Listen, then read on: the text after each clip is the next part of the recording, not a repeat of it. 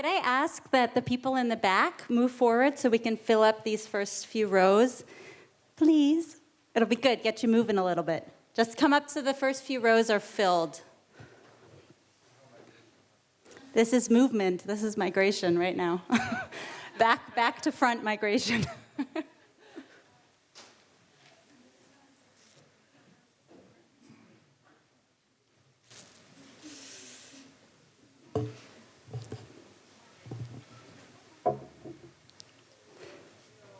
We're doing this so we can get some nice shots of you guys with the activities we're doing. Our project revolves around film, which you may have understood. So, okay, great. Thank you so much. And thanks for sticking around for the last session of the day. I know it's kind of, Friday evening and everyone's excited to start the weekend. So to get us started, we wanted to ask you guys one question. By a show of hands, how many of you feel that you are well informed about migration and the current so-called refugee crisis? So raise your hand if you feel informed. I won't ask you any questions to prove that you're informed yet. So just, wow, really? Just, what do we got? 4 or 5 hands out of, okay. Well, good, then we're gonna do some learning together. Wasn't sure which way that was gonna go, so we'll learn. Everyone has a piece of paper, should have a piece of paper. If you don't, please let us know so we can get you one. And Kelly is gonna pass around some markers. We're gonna start with the top row, because we don't have enough markers for everyone. So once you use your marker, we'll just ask that you pass it back to the person behind you.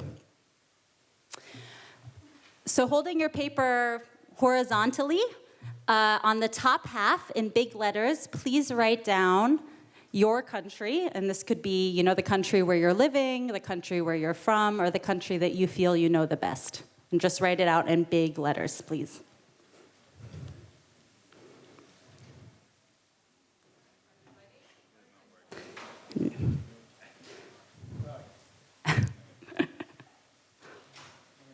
And keep your markers because we're going to ask you one more thing for those who don't have one. Okay, and once you've written down your country, underneath that country, we would like you to please write down the percentage of that country's population that you believe are immigrants. And when we say immigrants, we mean people who were born in a country other than that country. So not the German Migrationshintergrund definition.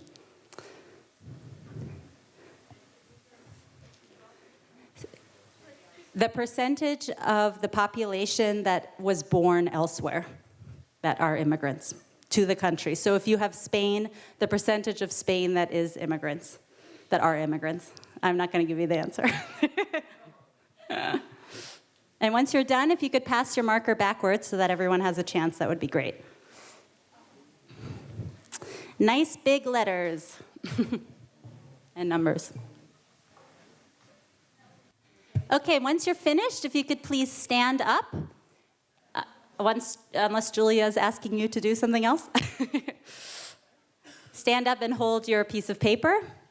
If you don't want to be on our video or in our pictures, just put your paper in front of your face. But you all have such pretty faces, so please let us use them for our purposes.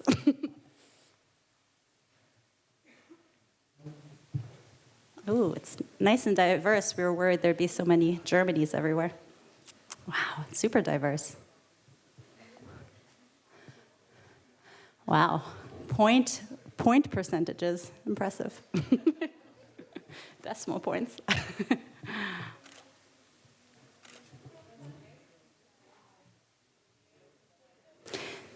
Okay, and now Kelly's going to come around and grab a couple brave volunteers. You don't have to participate, but you should.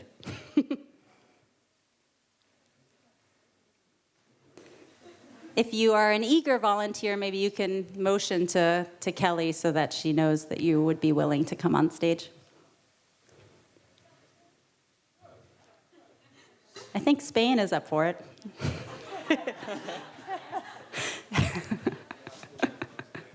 Yeah? Okay, Kelly, you've got Spain. You've got Spain here. We have Spain.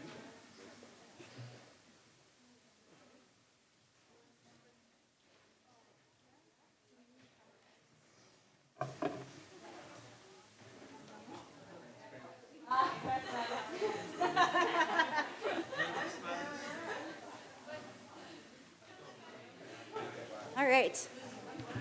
Did you get your shots? You're good? Okay, the rest of you can sit down. Thank you. All right. This is a bit awkward. I don't have a other mic. Okay, so who do we have first? Who's our first brave volunteer? USA. Oh, man. USA. That's where I grew up. Great. Could you hold it out for everyone and say, well, we can't hear you. Okay, so what's your name? Vanessa. Vanessa? Yeah. Yeah, that's right. Oh, hi. Okay, so this is Vanessa from the US. And what percentage do you have listed there? 16%. 16%. By a show of hands, how many of you think that around 16% is how many immigrants are, the proportion of immigrants in the United States? 100%. Good point. Okay, see, I put 98%, but then I crossed it out on purpose, but like not, so you could see it for sure, but then of course I put 16% because yes. Here, do you want to talk into the mic? Yeah, sure. Good. So did we have hands who thought that was correct, more or less? Aaliyah, also from the US? Good.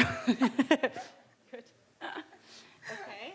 And let's, you know what, I don't want to, can ever close their eyes? Okay, so the correct answer is 13%. Very good, Vanessa. You got 13%? 12, nice. Very well done. Great, we'll pass it on to the next volunteer. Thank you, Vanessa. Hello. Hi. What country do we have there? Do you want to introduce yourself and your country and say your percentage? Hello, I'm Nemanja and I come from Germany. 10%. 10%. Oh, Germany. Oh, Germany, right, not Spain. Okay, how many of you think 10% is correct for Germany? About 10%? Yeah? Okay. It's very close, actually. It's we've seen both. We've seen 11.9% and we've seen 13%. But that's very good. Congratulations. Okay, you can pass it along. Spain this time. So, All right, España. Spain. I think it's 20%. 20. Show of hands, do we think that's about correct? Just one hand, two hands, three hands? Yeah, the Spanish people. I believe I'm going to go to the next slide now because we've revealed, I think it's 10%. 12%. Thank you very much. Oh, we have someone else. Kenya. I don't know if we have the answer for Kenya. We'll have to, can someone Google quickly? Feel free to come up if you like. I don't know the answer, though, is the problem. Say your name and your percentage.